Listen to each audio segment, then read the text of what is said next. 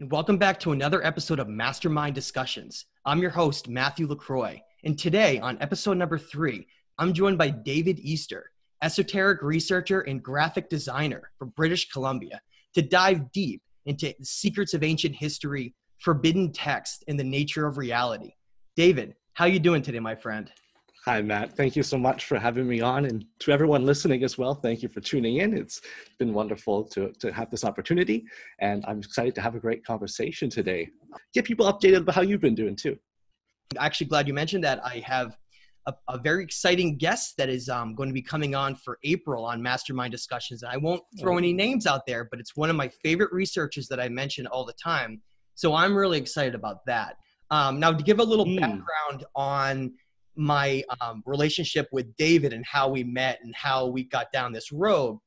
David approached me a number of months ago with the idea of creating a more professional artwork design for Mastermind Discussions, because he had told me he was a graphic designer, and that led to also designing the artwork for my video intro. So David has designed quite a few different pieces of artwork for me to play with, and I've really been enjoying working with them. So, we're going to get into talking about some of that artwork. We're going to get into talking about some of these deep concepts of duality and the nature of reality, and, ideas, concepts of like the archons and the controllers of our reality and things like that. But before we do, I want to just ask you, David, why don't you give us a little brief background into yourself and how you got started down this path? Yeah, sure thing. So I think as you started, it's probably good to mention, you mentioned I live in British Columbia, and it's one of these really beautiful places. I think it's highly regarded, especially where I live, Vancouver Island. It's very temperate. It's all boreal rainforest. And so you kind of have magic on the doorstep. As a child, you're just able but only an hour drive away from this place called Gold Stream, and you have mountains and rivers and all sorts of beautiful wildlife. And even the city itself, Victoria I live in, is quite the garden city. We take a lot of pride in sort of just flowers and trees really everywhere. And so that's pretty incredible. And as well, we have, and I think this could be, I believe is important, we have an unfluoridated water supply. And that's mattered to me an awful lot once I started to realize some of the things that go along with having that. And I know a lot of people aren't so fortunate, I don't think. And so it's really just a beautiful place here. And although on the other hand, the society specifically is a little bit like, they want to be LA number 2 or like LA of Canada. And it can be a little bit, if you're not about that energy growing up here, you can really realize like these different archetypes of materialism and different sort of just, like I said, that energy, it's very different, like focusing on how you look and acquiring money, and even just the way the city wants to build, because it's a younger one. And I found myself sort of, I got to go out lots thanks to my mother who drove us out pretty often. But when it comes to living in the city, I tend to actually spend a lot of time inside because I wasn't unable to make friends easily and stuff like that. And although I'll get into this a little bit later when it comes to whether or not I was wasting time, but I spent a lot of time playing video games as a young kid. You actually get to, it's purely, I think, mostly a distraction. However, there are aspects to, if you like take it far enough in yourself, you'd be like, oh, this is a lot of artistic value and inspiration and things like that I actually think helps sort of,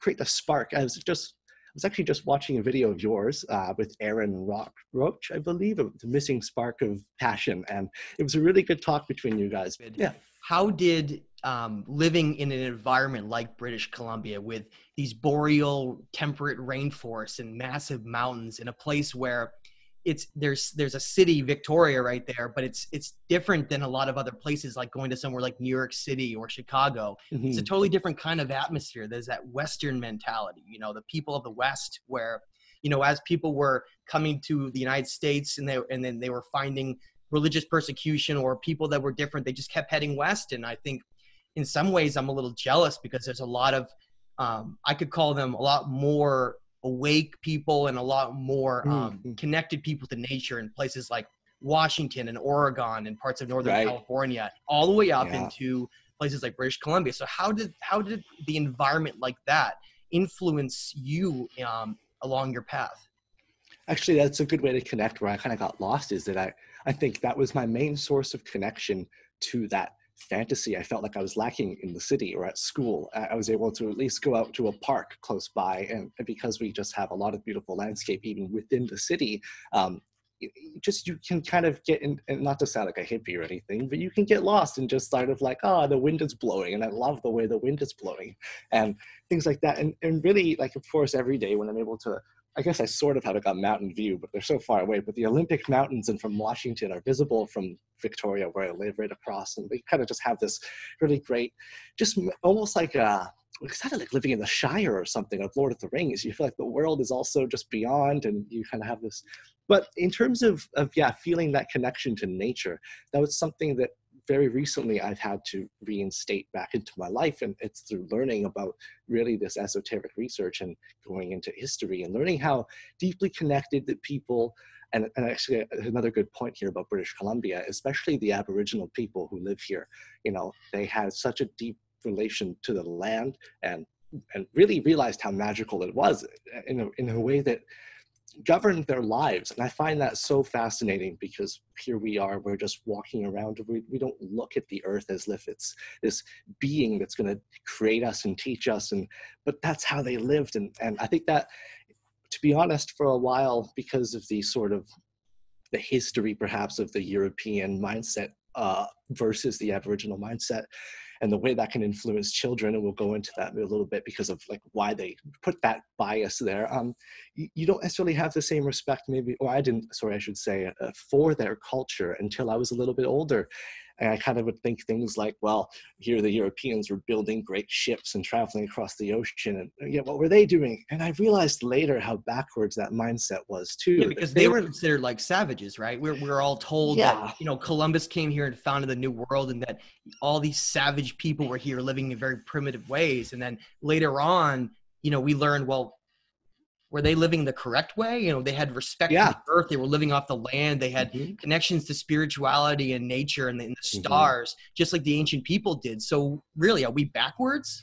Yeah, it's pretty much how it feels when you kind of do the comparison. Obviously, we have like a lot of passionate people here about the environment as well, and who are probably still kind of holding up a bit of a fight when it comes to like the pipelines and whatnot. You'll see a lot of news about the Aboriginal indigenous groups and bands, putting up resistance, because it is important to preserve that sort of thing. And though I don't know a lot about the economics and why it's important that they transport all the oil through there, but I definitely found that as I grew up in this place, we even have like the municipalities are named after still the original places. I live in a Esquimalt, which it's called, and I should actually learn exactly what it means. But just even Juan de Fuca is like the tectonic plate that we live on and stuff like that. And I'm glad that we have a sort of respect, at least for the culture, in a way that I don't feel is everywhere, because there are like, if you go into a place called Duncan up Island, it's like the totem pole city. And it's really wonderful to see all these great works of art and of these people. And when you see the spirituality that's invoked in that,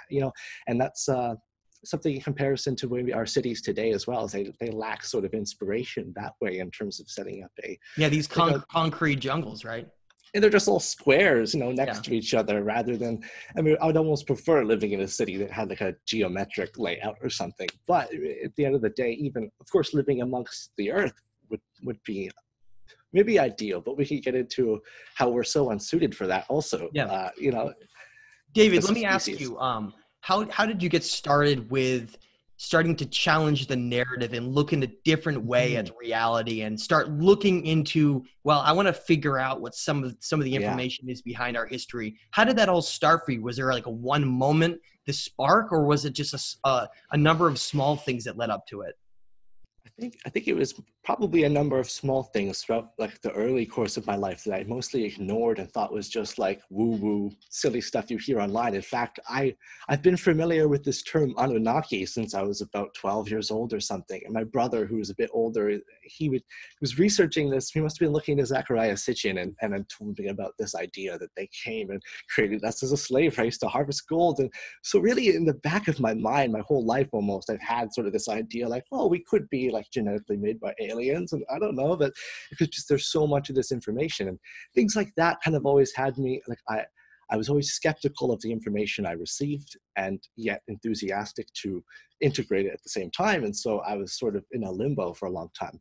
And then my mother as well, she probably was pretty pivotal, and she got interested in researching characters like Greg Braden, who you might be familiar with. And they sort of, the whole zeitgeist thing, different just concepts, learning about SAIs, chemtrails, which is something that I should say, living in British Columbia, like although we have unfluoridated water, we're quite victim to these chemtrails and SAIs all the time. The sun is just starting to come out here, and I wouldn't be surprised if after I see a couple zigzags. And that is unfortunate, because you could tell the difference. And so I like how you're using that term SAI. You don't hear people use that term really ever, huh? No, I learned that from you, to be honest. Yeah. I was like, well, the chemtrail sounds like what you would call a conspiracy theory. And to make a quick note on that, the word conspiracy is like it's a real thing. People are conspiring against mankind. It's not like conspiracies are something you unravel. It's not quite like that in terms of conspiracy theories. But to go into it then, and then my mom also watched this documentary called The Pyramid Code, and I'd always kind of thought the pyramids were fascinating, but she started to tell me a little bit about like just how these ancient, she mentioned things like the Kemet secret keepers, and that later to me would click in when I learned about the land of Kem and things like that. But what most fascinated me as I started to kind of let this light turn on in my head about the pyramids was, I've always known that there was pyramids in Mesoamerica, but only certain ones, like Chichen Itza for the most part, right? And Tikal. And then in Egypt, you're just like, well, that's strange. And even the Babylonians apparently were building ziggurats, which are like kind of like pyramids almost. And you start to wonder about, why were they all doing that? And as a kid, I feel like I was just brushed behind, like, oh, they must have had a similar, like an archetype of the mind thing, right? Just the similarities in our building structure. However, as you learn it, you start to realize that with really much more of a critical viewpoint, like even the architecture is so precise in some ways that you have to start wondering, okay, so they say that they were disconnected by thousands of years and thousands of kilometers. How does that happen? How do you get these pyramids? And specifically, I think one of the, as I started to research, finding out about Teotihuacan, I'd never learned about that in school. I'd learned about Tenochtitlan and how it got destroyed. But Teotihuacan, I don't even know why that's still standing if they left Tenochtitlan flattened, but the fact is, like, that went completely under the radar. And when I see these very space-looking pyramids, which just never got mentioned to me as well, I was like, okay, that's even weirder than Chichen Itza to me. And I definitely got in this bit of a rabbit hole, just wanting to learn about the pyramids of Giza, because I knew that they were kind of oldest. And then actually, upon that research, finding people like Robert Schoch and Graham Hancock, those like really, and John Anthony West, of course, who had brought Robert Schoch, who was really just a basic geologist and was kind of expecting that he would disprove John Anthony West. Yeah, I love that story. He brings him there, and then he's just like, oh, this is water erosion from about 36,000 years ago, probably, because that was about the last time it rained there. And then you find out about the alignment with like the Sphinx and the when the house, the sun was housed by the zodiac of Leo, because the precession of the equinox, at that same time, it makes a lot more sense to be like, oh, this thing does look disproportionate, like it's been recarved. And so I think that was probably one of the main, and as I went down this road, to maybe bring it into how I found you as well, I picked up a game because I started this interest in the pyramids while I was still kind of working and trying to find ways to enjoy myself when I got off from those 8-hour-long shifts and stuff.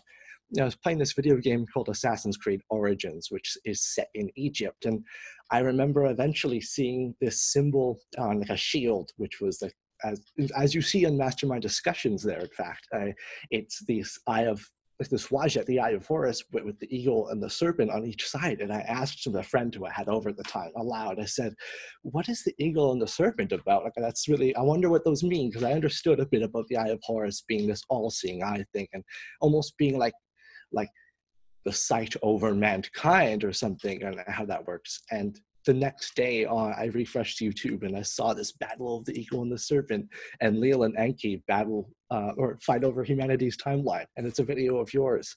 And it really was one of many synchronicities, I should say, that started to really awake me. I was like, okay, synchronicities seemed like, just nonsense before, But then when you have enough of them that have come out of an intuition, you're just like, whoa, how do I live without it's powerful, isn't it? Like how can, so it's like that. So like that moment you brought up when you're for the first time questioning this powerful concept that connects to so many different aspects of ancient history. And at that moment, you know, people would say, well, that's just different scripts and different things like that that are coming up. But at that moment, what you're thinking about, you know, pops up wherever it is. It doesn't have to be YouTube. It doesn't matter where it is. Just this concept pops up that almost answers this question that you had at that moment or in that relative recent time frame. And then it's like those gates were opened for you to go and seek it. And I think that it is absolutely is a synchronicity. And I encourage a lot of other people to pay attention to those, because I as well had many of those along my path, and I started to really pay attention to them. And it brought to me this whole other level of really asking questions like, well, is there this higher conscious energy that wants this information to be known? Because it connects to so many different aspects of our past. And it's like that truth is screaming to be heard, and it's coming out in these really interesting ways with these inquisitive young people that are seeking the truth and knowledge. And so speaking of that, David, let's go into a little bit about what inspired you to create some of the art as part of Mastermind Discussions and some of the new channel art that I have. Yeah. So really, I kind of didn't mention this part, but when I went to graphic design school, part of it was sort of like, I got a bit of a bad feeling about what is like usually just this culture of manipulation that goes with it. And so I sort of took a back seat and mostly focused on like, I have this ability, you know, to exercise for art. And when I want to, when I'm passionate about it. And interestingly, they tell you in school that you don't get to choose what you work on. But I was like, that sounds like nonsense. I'll just email Matt and see if he wants to kind of collaborate on this. And sure enough, it worked out. And funny enough, it worked out in a very timely manner, because I broke my knee the couple of days after I got surgery. You emailed me back. That was wonderful. And I had this time to do the work. And so to hear back from you, I just was thinking about all these different things that I had experienced learning and listening to your work for the last sort of 2 years, and reading this book for the last couple months, as it were. And I got it pretty much right away in August. This is my older version. It got a little bit beat up, so I'm glad I got a new one. Thank you for that. And when it came to definitely right away, Mastermind Discussions, that was what I was interested in emailing you about, I should say, is I saw you were starting this new podcast, and I was really excited and said, well, this would be perfect. I've been just kind of practicing mentally for this for a while. And when I got to talking to you, it kind of came down, which way do you want to take it? Do you want to go with something that's a little more like choosing a side or remaining objective? And also then, do I want to incorporate that synchronicity that I ended up having? And I chose to with this because I felt that there was another little synchronicity that happened during the design process. It's just a coincidence almost, maybe not, but the idea of having, I guess it goes this way on the screen, but like Mastermind Discussions and the eagle and the serpent.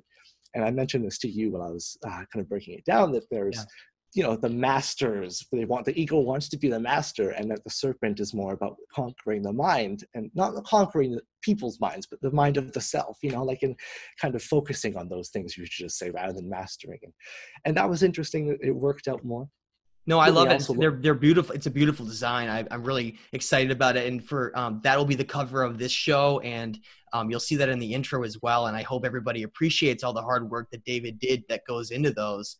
And speaking of that, David, what made you decide to really look into these ancient texts, though? You started to research things like the Nag Hammadi, and you got into Book of Enoch, and you probably started to look at these ancient writings in a totally different way, too, like asking questions, maybe like, well, how come no one's ever heard of them? Because so like for instance, to expand on that, if you went into Victoria and you walked around the city and you asked people if they've ever heard of the Nag Hammadi scriptures, how many people do you think would have ever heard of that, right? No, not likely, really, many at all, especially because it's considered apocrypha after all. Like it's been on the fringe since its beginnings anyways. So what we're going to do is we're going to get into some discussions now. I'm going to read a little excerpt from the Nag Hammadi scriptures. And I'm gonna give a little background first, and then David and I are gonna talk about it a little bit and discuss sort of these aspects of human archetypes and the struggle over different aspects of energy here, and even in a little bit into our origins, the origin story of mankind. And for those who aren't familiar with the Nag Hammadi, it's in one of these forbidden Gnostic texts that was discovered in 1945 in a cave along the Nile River. Very similar if you were to go research something like the Dead Sea Scrolls or the Book of Enoch, you find that those were found in a cave near the Dead Sea. In almost in all of these examples, these ancient texts were buried and deliberately hidden because at that time period, there was everything from potentially disastrous climate effects occurring potentially, but also empires, things like the Roman Empire and other groups that were seeking to destroy these writings. Because if you were to look at the New Testament today and what became what we think of as the Bible and all these religious texts that came out of that and branches of that, the Book of Enoch, the Nag Hammadi scriptures, these were completely left out and ignored and in many ways suppressed from society. And so we're left with these mostly unknown pieces of literature that paint this far different picture of not only ancient history, but even human origins themselves. And they give us this completely different perspective of who we are, right, David? No, for sure. And I think that's specifically what you say about being a different story from the one that you've sort of heard, because although, growing up in a society that's largely starting to abandon these Christian and Catholic doctrines, you still have this story lingering, and you're very confused about all these weird shreds of information about why people would even sort of believe them anyways if you look at them objectively. And that's not to trash on anybody, I promise, but it's more just from when you don't have a clear picture, how do you piece together? But these writings provide such a clear picture. It's obvious why they were hidden at that point. Yeah, and you'll find out and right after I read this. And the first thing I want to just point out is when people look into aspects of these ancient gods, and I put that in quotes because they're not really gods, and a lot of people complain when I use that term, but I'm simply just using the term that they used. It's hard to describe some of the influences of our past because we have to understand, and I'll just, we'll set the stage here, is that we exist in a reality that's based on dimensions all around us. And what we perceive in the third dimension material world is simply just one dimension surrounded by higher and lower dimensions. And so our perception of the nature of reality itself is extremely limited. And so therefore, when we look around and we see this world around us, we think we know everything that exists, but largely most of it is invisible. And it's like our perspective is just such a lower end perspective of everything that exists all around us, that when we read these stories with mystics and ancients who went into temples and went into deep meditation and had visions and out-of-body experiences and whatever you want to call them, these different moments when the veil is lifted, when we're able to transfer ourselves out and see this non-physical world, to really see what this reality is all about, it transforms the perspective forever. And I want to read just a couple little quotes here from the Book of John, because other people who have listened to my channel, who have read a lot of my work, I talk about the archons and the hypothesis of the archons quite often, but I haven't really talked about the Book of John very often. And so today I want to talk about the secret Book of John, okay? Now, one of the quotes that I want to start out with is, for many people who look into these gods and the different names that have been used throughout history, the Sumerians called them the Anunnaki. They've been called angels and demons. They've been called names throughout history, and they almost always represent the same thing. But in the Nag Hammadi scriptures, there's certain names that are used for these beings that seem to rule our reality. A term like Yaldabaoth or the demiurge. Now, Yaldabaoth, if you follow the characteristics of that being, you find that it is the Sumerian version of Enlil, this lord of the air, this lord of the material physical world, okay?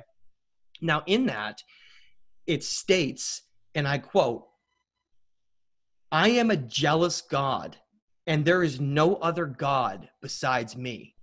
Now, isn't that interesting? And that's just the first quote, and we're going to get into a much longer one in a second. But isn't that interesting how when you read the Old and New Testament, and you see all of these versions of that. For instance, Jehovah and Yahweh, this figure that wants to play God, like the story of Adam and Eve, when this jealous God doesn't want us to have the knowledge of good and evil. You find out, well, that's not really the creator of all at all. It is this other jealous being, just like it says. He even states that he is a jealous God, okay, that doesn't want us to know certain truths about reality. So, David, what's your takeaway on how that affects our perception of reality with all these texts that basically have these rewritten versions that completely make us perceive reality in a very, very closed-minded way, right?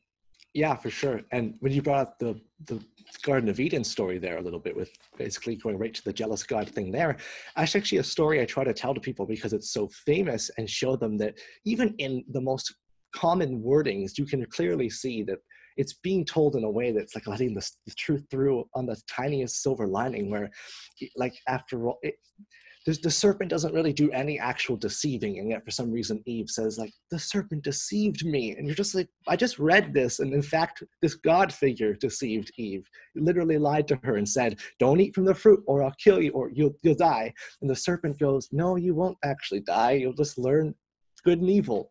And that's one of those things where immediately, like, I don't know how you can look at that story from an objective point of view and sort of not see that it doesn't add up even in the way it's being told. But the interesting thing, that the takeaway as well, David, is that, well, this is using terms about plural individuals. It's not like this is like this prime creator God who is saying all these things to play different archetypes. It's almost as if there are these individuals who are competing over our reality and our origins and our creation. And it's this competition, wouldn't you say? For sure. And that's something that I think was definitely you shed light on for me, was this idea that you could look at these gods as being gods plural, because to me, I'd always understood that different mythologies like the Roman and Greek, that their gods were still almost more like the monotheistic version of God, and the idea that it's not really a physical being or anything. I didn't understand that, but I always saw the correlation. And I want to clarify something or bring something up for discussion here, but it seems like there's these two different representations of what we think of as gods. There's the idea of, like certain indigenous cultures would reference the elements of earth or the seasons as like gods, the god of rain or the god of fire. But then on the other side, there are these real beings that are leaving these dialogues, having conversations and fighting and having these deep discussions about how they want our reality ruled. And so to me, those are important to separate, because it's not just one or the other. There's a lot of different ways to look at this. How do you separate this, and what's your take on it? When you go further, like, to me, finding the root of why they're competing with each other, and goes into some of the writings that I was able to find through your work, like the Atrahasis, where what you said, the dialogue is very specific. It's not like these are just, because the Aboriginal people here in British Columbia have a lot of different concepts of, like, you can actually compare some of them, like Thunderbird to Enlil. I think, honestly, it's fascinating because you must respect the Thunderbird. But to go into that, it's one of those mixes, in fact, where it's also nature being representation by the flapping of an eagle's wings in thunder and lightning. At the same time, it has that side where it's an entity and it wants control and it wants to have some sort of a way to actually control people. And when you go into those older writings and you see that there's really like a back and forth like humans would have, it's a little more inspired though than just what people would scribble down in ancient times, I think. And wouldn't that be an easy way to confuse people too, is if you think about it, right? When you go back into ancient records, it seems so clear, right? There's this direct dialogue going on. But then later on, because they took on a lot of the same attributes that a lot of these other things you mentioned, like elements and things like looking at the seasons and rain, and if you take on those attributes, it can become very confusing thousands and thousands of years later when we're trying to interpret all this stuff.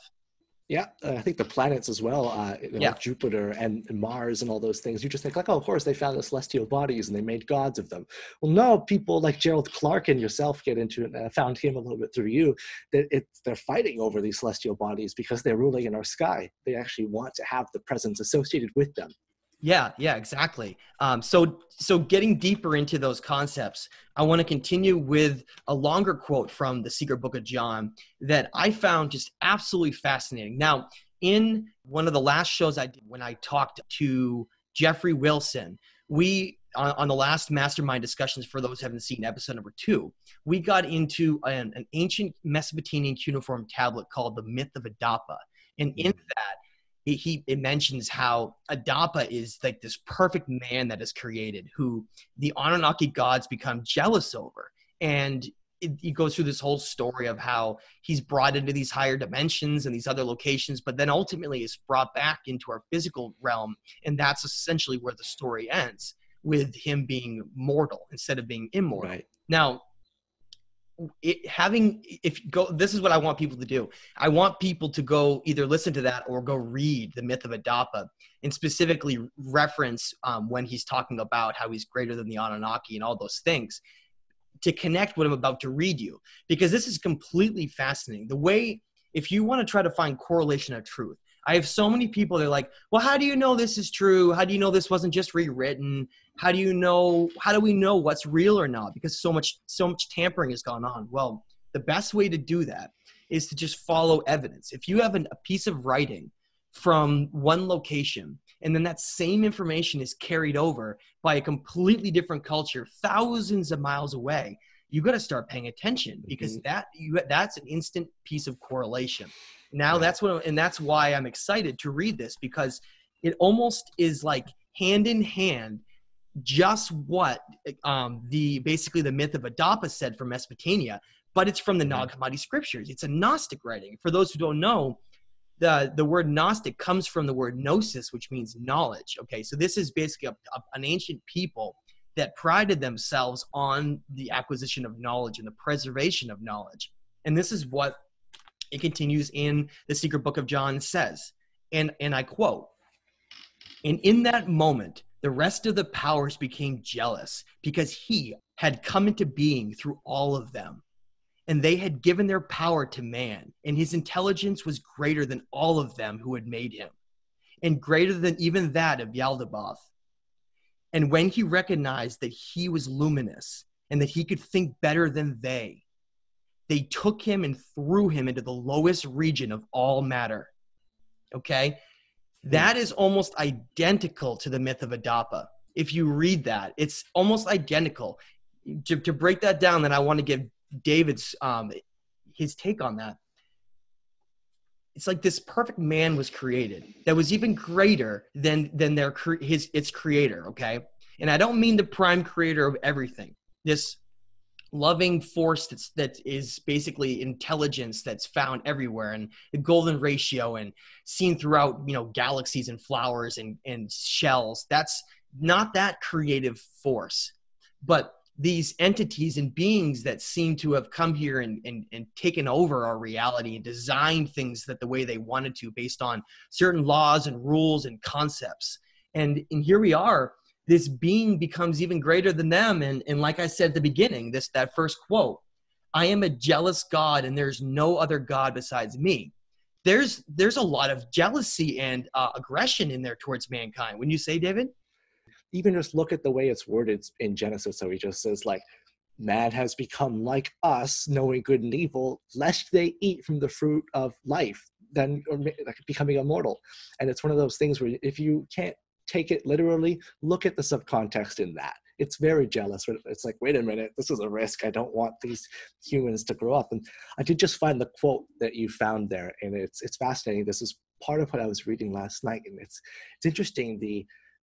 There's the character Adam in this, as I think they more so refer to it as, because it's a filter, as the way it was, the time it was written.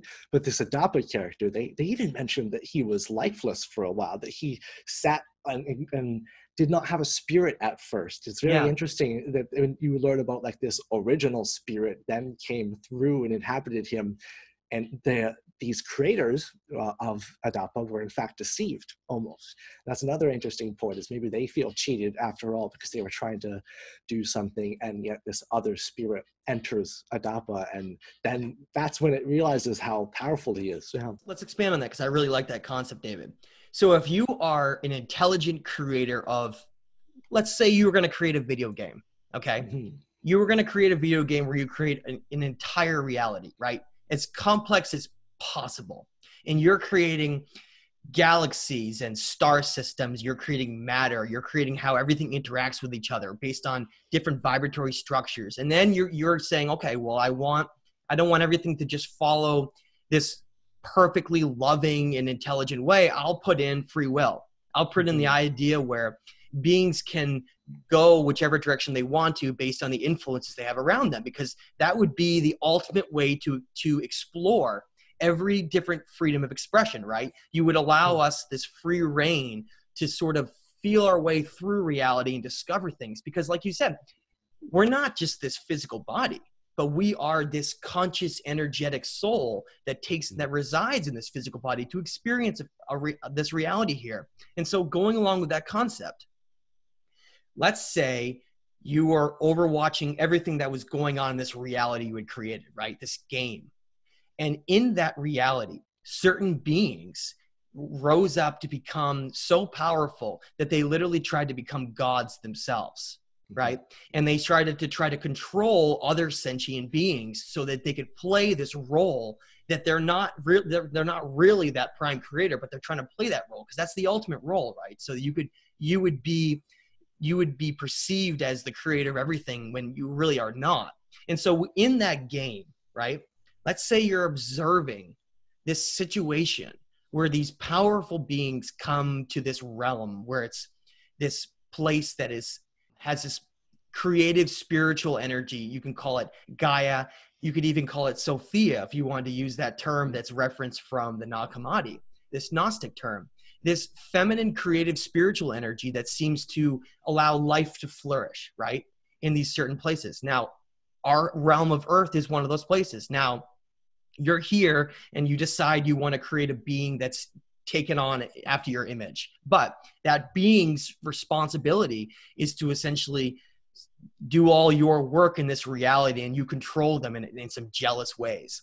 Wouldn't the ultimate means of almost like a karma type of influence be that you would, instead of this primitive energetic consciousness, it would be like this perfect creation, this conscious energy that would come in that would be greater than their creators. That would be the ultimate sort of irony, wouldn't it, if that type of decision was made. And I think that in many ways that's what we are. Yeah, it's a cool story, actually. It reminded me as you were going about how this creator being, not the all creator, but the one who tries to assume the role of being, I'm the creator being, his own birth into reality is almost described as he doesn't see anything else beyond himself anyways. He thinks, I must be all there is. And that's why he sort of has perhaps this a really volition to go ahead and just be like, okay, I have the power to take over a planet and abuse it. That was really fascinating, actually, to have that part.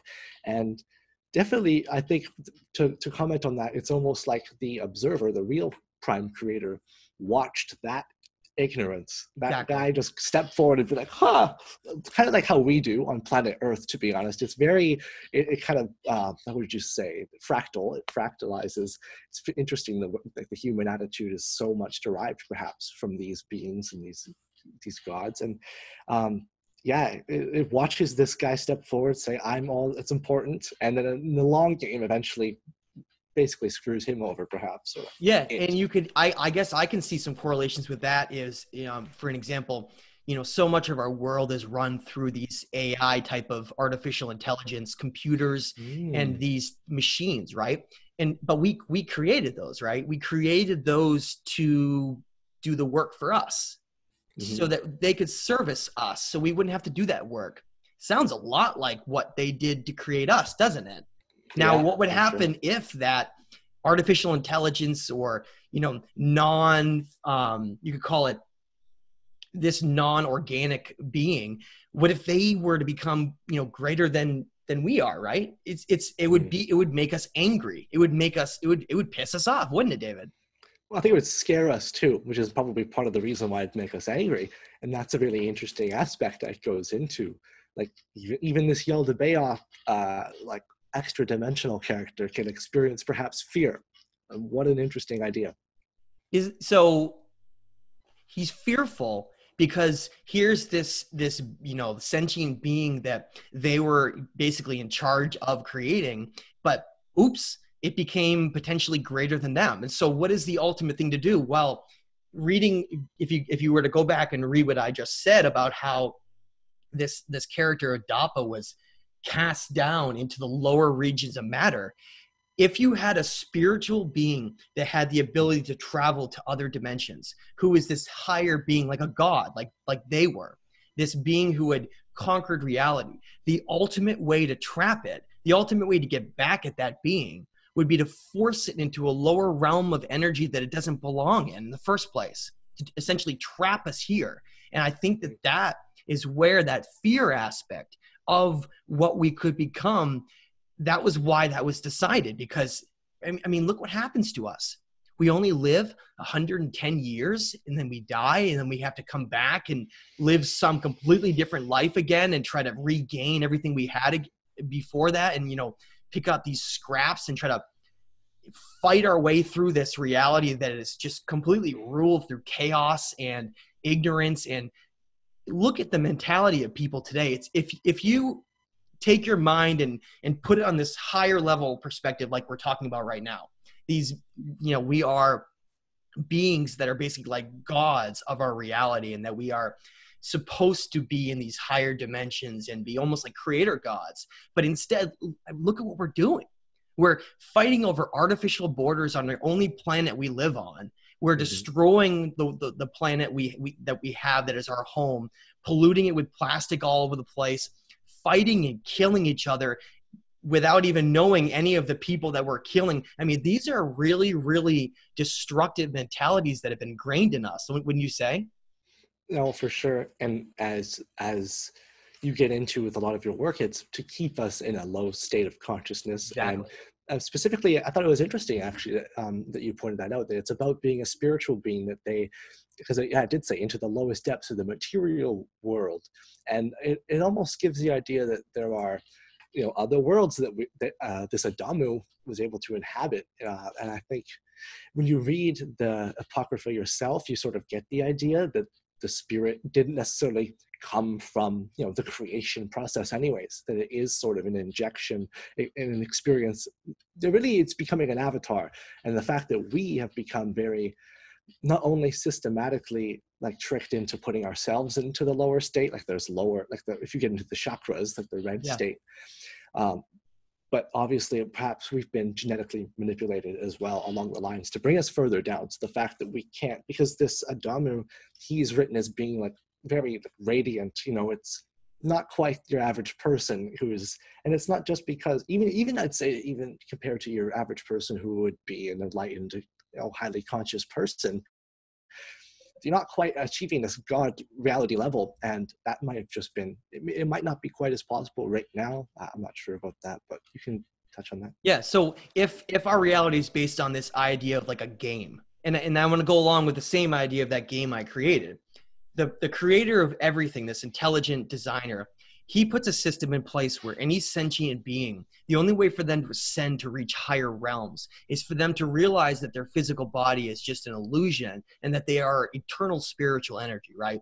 If that's the game, and you have to then conquer that reality by making certain just choices in life and being a certain kind of person, following this lonely road of truth where instead of just going along with what's told, you go out there to seek the mysteries of the universe, the secrets that make up the fabric of what this reality is. And so if that's the game, then it would be very, very smart for this jealous God, Yaldabaoth, or if you want to call him Enlil, or Jehovah, or Yahweh, all these different names that have been used throughout history, whatever the culture is, to trick us into living in a world that's almost ruled by chaos, right? So then you design this kingship structure where empires are just battling and everything becomes focused on material gain over resources and becoming strong and fighting one another. And before long, after generation after generation after generation of teaching you a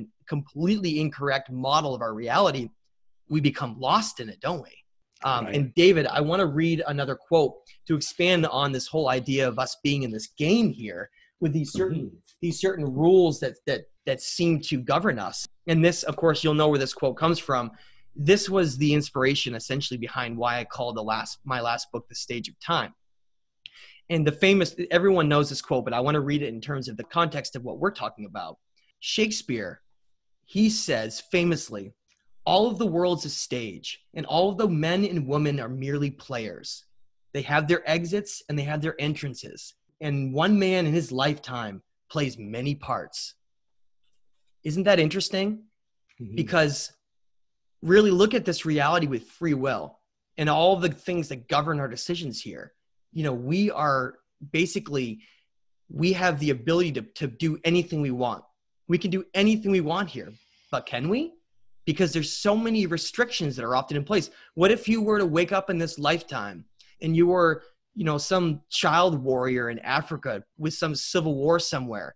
Do they have that person have the same opportunities that someone that gets raised in some farm family with quiet, where they, you know, maybe their father is, you know, he works at some ancient library somewhere and he brings back manuscripts for his son or daughter to read? You know, it seems like there's all these almost countless different means for which we're brought into this reality, and we don't all have the same fair game put in place in front of us. Some of us have challenges that are so difficult to overcome that it almost seems impossible, doesn't it? Yeah, and that's something, obviously, as you take this route and this path, you become really thankful if you're in one of those more fortunate situations. You know, you're just kind of entering, I think you've worded it before, like, you start to become compassionate even, and you feel like, and it really is, it overcomes you. And that's not at all to talk myself up. It's more just like, you look at those people and you think like, they've really been, they're the most victimized of this whole thing. Like, I can't believe, like, to think that I used to be a victim and I was able to break free, or that I was broken free. It feels more like, honestly, if you just follow those synchronicities. But some of those people are living such day-to-day struggles to just get food and water that they're not going to notice the synchronicity at all.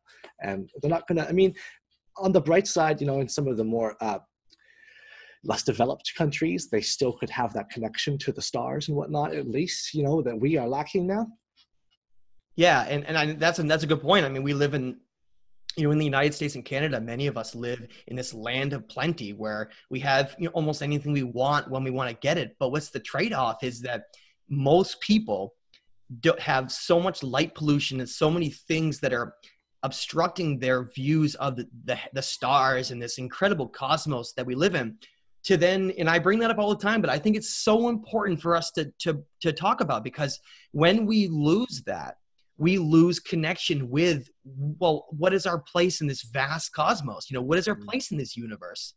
For us that are fortunate here to not have some of those struggles of others, we should remember that. And instead of being bored and just thinking, oh, there's nothing to do when I'm sitting around, we should remember that if we have those opportunities to, you know, spend this time researching, you know, all of these ancient texts and going out, you know, some night where it's pitch black and there's no clouds and just some hillside somewhere far from light pollution, go out and just perceive yourself in this vast cosmos and just change your perspective about everything, because that's honestly the way where we can remind ourselves to not get lost in all of these different constructs and ideas that have just held us back for so long. And I remember when I first really realized all of that on a deep level, it was almost like that moment where you wanted to cry, because here you are, your whole life you've been made to believe you're just this in most cases, unless if you're a super religious person or if you're just someone that comes from like more of a base science level. But either way, in most cases, we're made to believe that we're really just an individual that doesn't matter in most cases, and that we're just supposed to go along and do, you know, work our whole life and then essentially just pass on and die. But really, we're all these, each one of us is this incredibly unique being that has the opportunity to do anything they want if they, if they're able to wrap their minds around what they truly are. I mean, how do you perceive your existence here, David?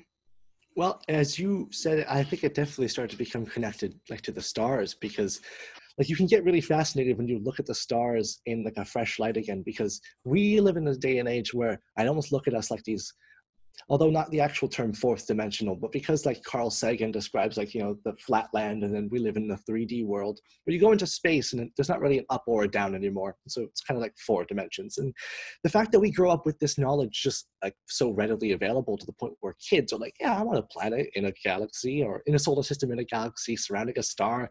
And there are billions and trillions of them. And it's one of these things where you sort of get bored of that. How does that even happen? How do you get bored of such a fascinating thing? But at the same time, it might have to be a comparison that we had like these thousands of years of not actually maybe understanding that scientific aspect, but then having this really strong spiritual connection to the stars. What was more fascinating, to be honest, and it's maybe showing that before, like the idea that the stars were these alive, well, actually, even just to get back to know what we know scientifically, I think it also goes, people start to just brush it off after once they know what they know. But then you start to learn like a little, I have older people talk to me and say like, well, I was taught that we lived in a stationary solar system. And that's such an interesting thing, because we know space is moving and everything's moving. But when you learn about the importance of like where we are in space, it makes things like astrology actually seem scientifically real in a way where before people would be like, oh, I'm a Scorpio. And you have no idea what that really means. But when you understand, it's because you're orbiting around a sun and there's these different energies in space that you're being. So when you're able to sit on the earth and look at the stars and then be like, oh, I'm in this part of space because I see these bodies right now. That's even, it goes into knowing about how that affects you, what kind of energy that's going to put inside you. And you mentioned briefly about how a lot of these constructs that were put in, I mean, I almost think that's one of them, is knowing the scientific side only to the stars. Maybe that's kind of a thing that we just empty bodies of rock and plasma, right? No, exactly. It really does become like we're just floating, meaningless. And that was something I struggled with an awful lot. And I meant to mention, but I cut myself short. But you asked about like, where do I really get caught up on these texts and finding truth? And that was one of those things, is that I couldn't feel like we were actually so insignificant. It didn't make that much sense to me, because if you look around in the world that we're asked to live in, people care about themselves so much. For one, it's like an innate thing. We care about ourselves and each other. But then there's also that more like the social constructs where it's like, if I'm, how do I even find a sense of like why it's important for me to speak? If I'm just 1 in 7 billion of these apes that don't have a real significant source to speak from, it's all just, we're just pretending that we're important, is what it felt like to me. But once I started to understand that there was perhaps outside energies influencing even things as simple as mood, it changes as to like, well, why, like a solar flare, for example. Here, I've been learning a little bit from you and Gerald Clark, and listening to some of those videos about the solar minimums and stuff like that. That's really interesting science as well to get into. But the effect it'll have on us and how we see ourselves, possibly being from the stars, like that's what we say. We know today that we're kind of like they say in the Emerald Tablets, even we are born of the space dust to some degree, because we're made of this physical earth. But then the spiritual side as well is like the leftovers of the stars, as you've called it before. Yeah, I see stars as like these conscious creators of life itself. And, I am very lucky to live in a very rural part of Maine. And every night I deliberately go out with like right now we're still in winter. So I put on a lot of warm clothes when I'm taking my dog out or wherever to go outside for a walk. And I do that because I'm not in a rush to come back in. In fact, I'm in a rush to get out so that I can perceive this incredible show that's just right in front of us. I mean, you're perceiving this cosmos that's just coming right across the sky, and you're on this planet that's going thousands of miles an hour, and we're all moving through this vast cosmos where it's estimated that there are millions, if not billions, of planets that have life itself on them, not to mention all the countless star systems. And I'm looking up and seeing you know, the star Sirius shining in the distance, and I'm looking up and seeing Aldebaran, and you're looking up and seeing the Pleiades star system. And I try to sit there, and what I do is I play these little games. I say, just imagine what it would be like if I was there looking back. You know, how would this entire thing be perceived? You know, take yourself out of this equation and just try to imagine these locations. When you see a star, just know that there's most likely a set of planets revolving around it. Okay, what are those planets like? Are there sentient beings there? What kind of life is there? Are they just empty, dead, meaningless places like we're told? Or is the cosmos truly alive, and that we are like this experiment to almost allow us to become aware of it when we're ready? You know, I in many ways, I like Thoth mentions and a lot of others, we're like the children of men. We're like these children that pretend like we're adults, but really our mentalities are so primitive and so silly that for us to ignore, I mean, most people I know care almost nothing about the universe, the cosmos, that the fact that they're on this planet. I mean, we're on a planet flying through space, and most people don't even care. To me, it's mind-boggling. And David, how do you go about daily life? And maybe that's one of the reasons why, you know, people like you and others want to lose themselves into some fantasy game or something, because this reality is so offset that it's like we want to try to go somewhere else to feel comfortable, because it's so painful to be in this reality sometimes. We can get into more of the reasons about why it got so painful like that in terms of specific things we deal with in a day-to-day, because what I find is fascinating is that there's so little focus. Like you said about the Nag Hammadi scriptures, when you ask somebody about that, what are the chances they're going to know about them? Well, even if you ask somebody just about really how they feel about those sort of things, it might just be kind of like a cookie cutter answer. Like they haven't gone in and done this research from like a level where it matters to them. So when it comes to wondering where personality and individuality comes from, once you start looking at these writings, for me, it becomes the question of, okay, well, what kind of influences have been affecting me? Why were those influences affecting me? You know, like, was there an intent? And I'd like to start almost with music. The way I've been able to experience this at least one time, where I realized that I was completely controlled by the music I was listening to in my life. And I would really encourage people who maybe don't have that feeling, like they've definitely gone through that once, to maybe look at if they should go through it. Because when I was younger, I used to, for example, listen to a lot of music that pertained to my longing to have romantic relationships. And I thought that was kind of goofy, because right away from me, this sort of aspect of being distracted and wanting romance kind of came from, once I learned about the eagle and the serpent, you get all these answers, of course, to where these things came from.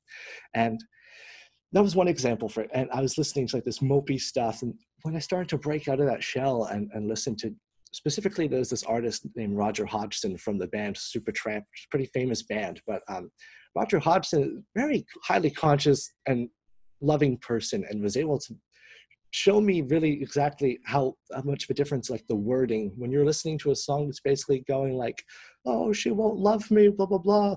And you're basically letting people put thoughts in your head. But to just note while we're talking about the music thing is how aggression and even sort of just aloofness, you know, lack of care is injected into, I think, the musical. Like as I grew up during middle school and stuff, you know, you're like 12 years old, and you start to get introduced to a music scene, and probably around that age I've noticed with these kids, and a lot of it's all about money, sex, and drugs. And you're so confused about why people would just spend all of their time thinking about this. And it becomes really clear once you realize they're trying to keep us in this low state of consciousness. Like music that sounds good isn't necessarily good for you. That's the basic most way I can put it, because I've listened to a lot of, when I was younger and I was trying to navigate all that, there was rap I just had to get through. Obviously, that was what was on the radio and stuff, or all these pop songs. And I think that the bombardment, you know, it'll keep people. It is. It's a bombardment, isn't it? We're being bombarded, though, by all of these things that are influencing us, whether it's music that we're listening to or watching TV, these TV shows that were being injected and were, oh, this is a really cool show. You know, you're in middle school or high school, like, oh, everybody's watching this. Well, you got to go watch it, right? Yeah. And what we're not taught, like you said, we're not taught anything about consciousness or how our mind can be influenced by these subliminal messages and thoughts and influences. And before long, it's like people have been conditioned in this completely different mentality that they didn't belong in the first place. And I want to mention, and I've never mentioned before, but personally, my favorite band, and I encourage others if they really want some of these pieces of music that really talk about like higher vibration and really helping expand us. My favorite personal band is Bombay Bicycle Club. And most people have never even heard of that. And that's in most music that is really popular doesn't always tend to be the music that really is always very helpful. And I think that's a very purposeful thing that was done. Is it seems like every aspect of we see all around us, from being pushed into just this mentality of just bad food and, things, just soda and things, water that maybe has fluoride, all these things, to TV and music and certain mentalities about how we should think. Before long, all these constructs that have defined us are largely just this coercion of this inaccurate viewpoint that we really should be having on exploring who we really are, exploring our imagination, our creativity, our individualism, and sharing that with others without feeling like we're going to be ridiculed. And I think that's a big aspect of what really broke me out of my shell to start to really look at things in a different way.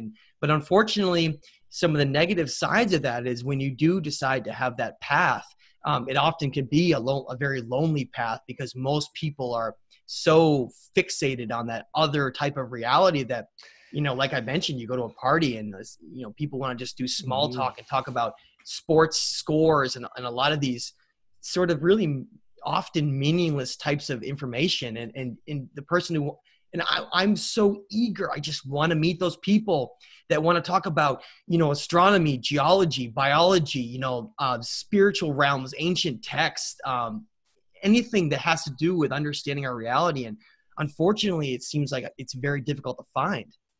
I definitely know what that feeling is like, and how hard it can be then to talk to people who aren't looking into those things at all, really to interface with a society that has completely really abandoned any sense of wanting to find truth. Yeah, that's a good way to put it.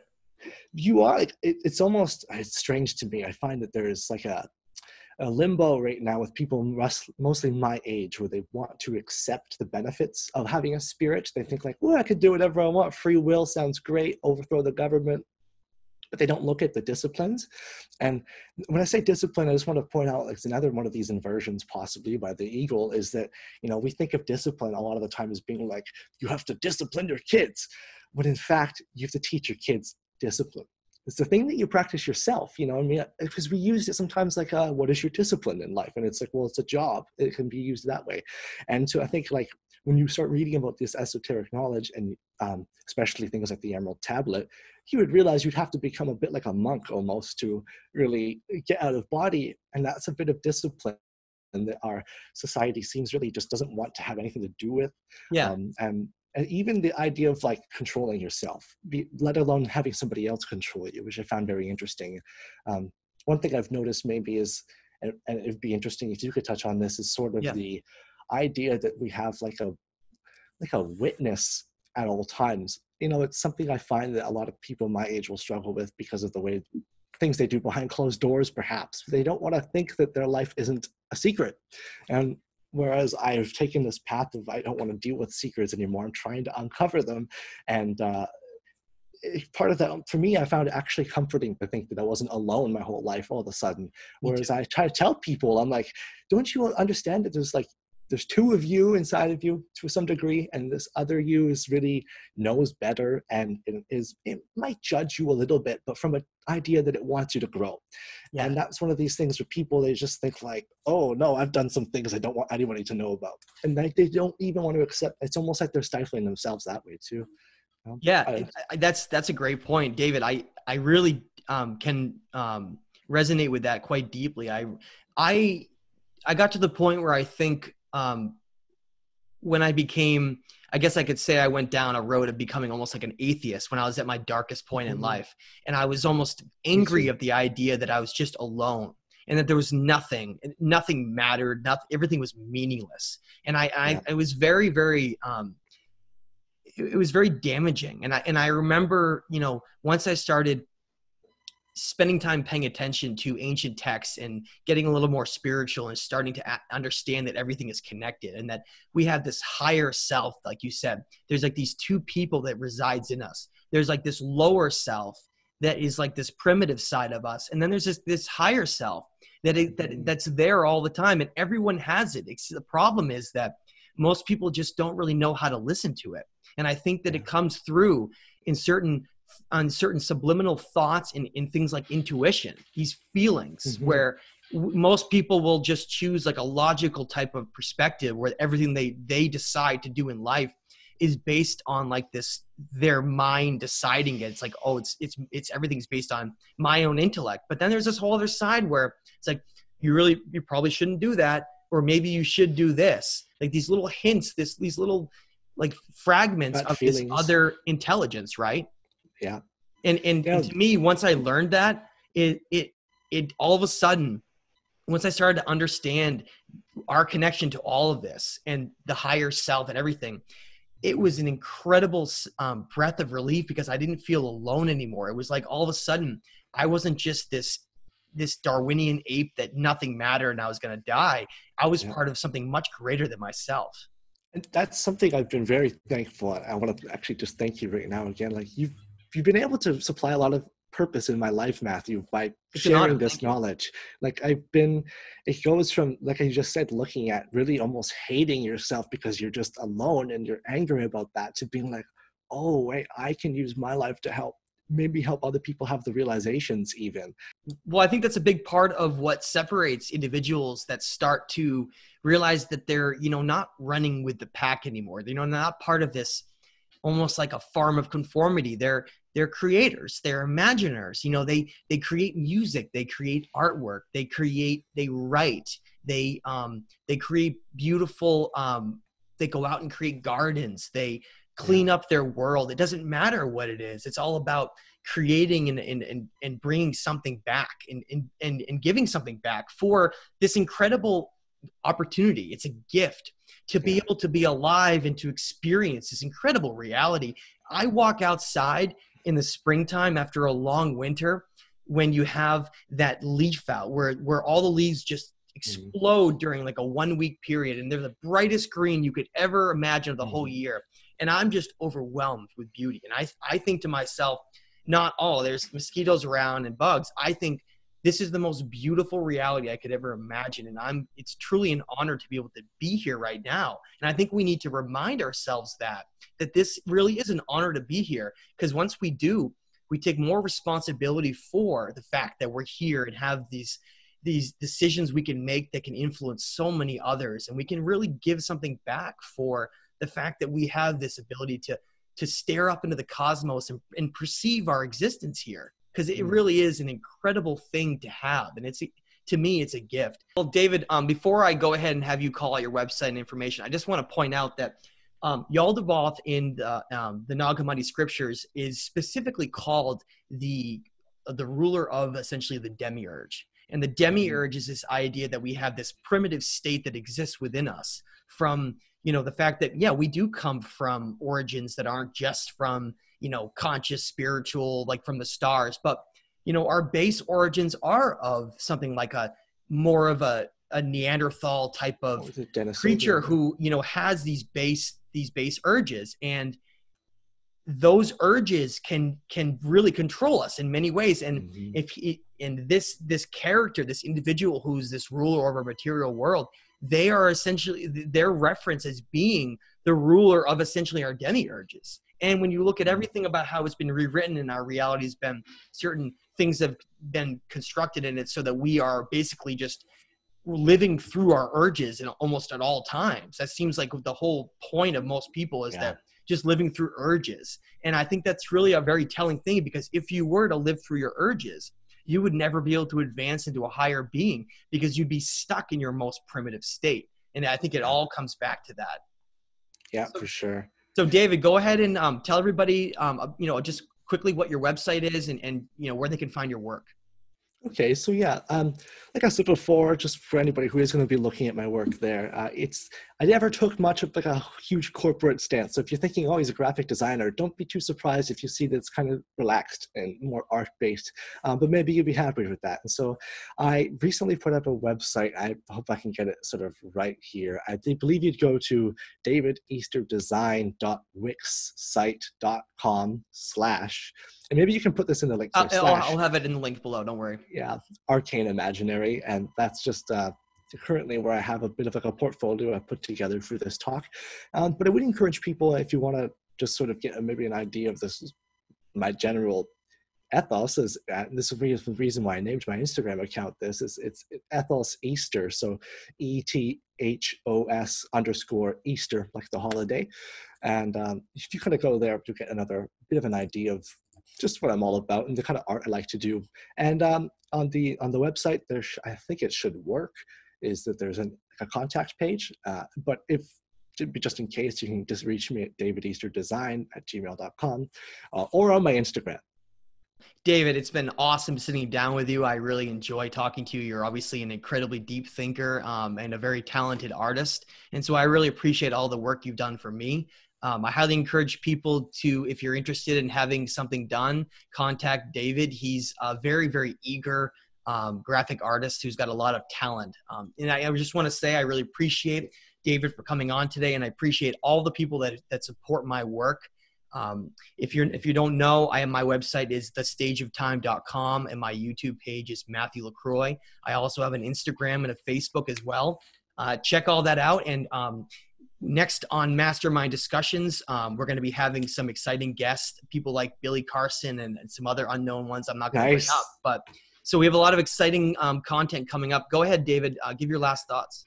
Yeah, I just wanted to bring up the Discord that perhaps we were talking about. Oh yeah, so, thanks for mentioning that. Yeah, so for anybody who is avidly following the show, Mastermind Discussions podcast, I would like to raise an idea. For those who maybe don't use Facebook, or there's this program and site called Discord, which someone can be familiar with. And I did see somebody request that Matthew perhaps set up a Discord, and I took it sort of upon myself while doing the graphic design work for him that maybe we could just, I know you're so busy, that we could look into starting to manage one of those, because Discord works in this great way where people can have access to different chats that have no access, so they're just purely informational, and then actual live discussions at the same time within the same little frame of, rather than having to go online and look up like all those hard translations you have to go through to find something, even like the Enuma Elish or the Atrahasis, like to find Stephanie Dalley, her translations that you tend to use sometimes, that can be difficult, but if they just have them, Atrahasis and then Atrahasis discussions, and that's such a lovely way, for example. And so what I would say is to people listening, if you could comment on like the YouTube or the SoundCloud, I don't think Spotify has comments, but just let us know if you're interested in setting up this sort of idea to bring people together to talk. And we're thinking of calling it Mastermind Discussions Social, just because it's a nice, simple kind of work. A little community, right? So people can have someone else to talk to about the very same type of experiences they're going through, and someone that can relate. And I think that's great. David has offered to moderate the site, and I really appreciate it, with time being somewhat limited. But David, thank you so much for doing that and everything else. And I want to just thank everybody for joining me today on episode number 3. And until next time.